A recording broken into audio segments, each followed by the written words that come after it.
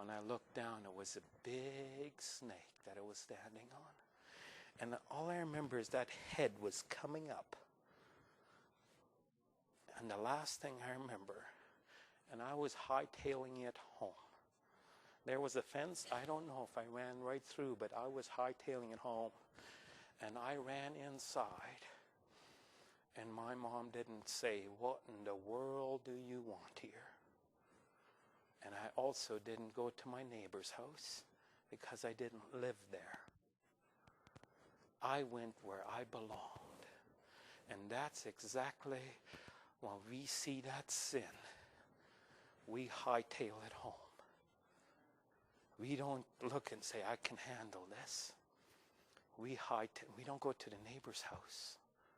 They may wonder why we're there, but when we come to God's house and he says, "Hey, you're my son, you live here. You look like you got scared. Let me give you a hug." God doesn't say, "What in the world?" He says, "I'm glad my child is safe again."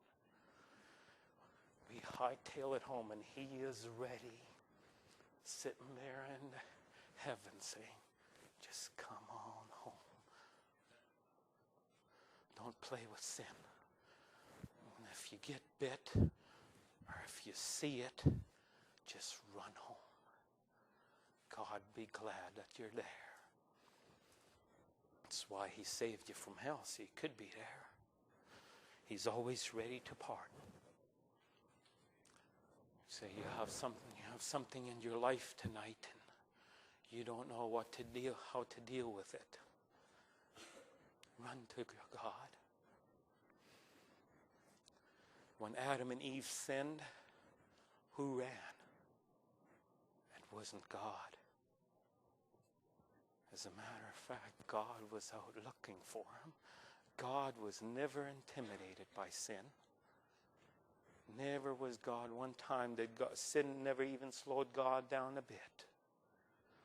See, sin kept man from God, but it didn't keep God from man. It never slowed God down a beat. And I don't care what you have in your life tonight, God is ready to help you. He's standing by and he's right there ready. That sin won't slow God down.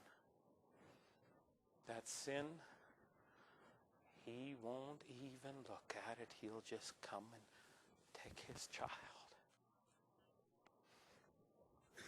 He wants you there. He died so you could be there. And he's ready waiting for you. Why be in the world when God has such a wonderful plan for us? Such a wonderful life. Why be in the world? God wants you home tonight so that he can make you a good soldier.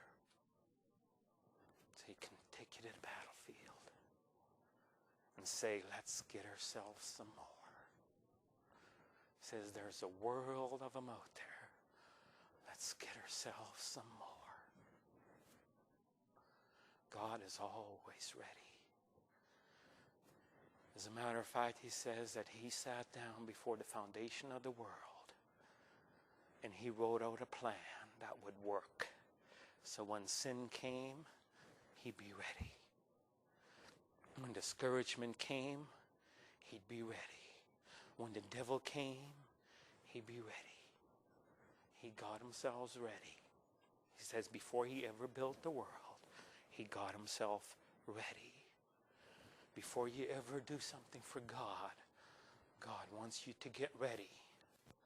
And I'm not asking you tonight what you're willing to do. I'm asking you tonight, are you going to get yourself ready for God?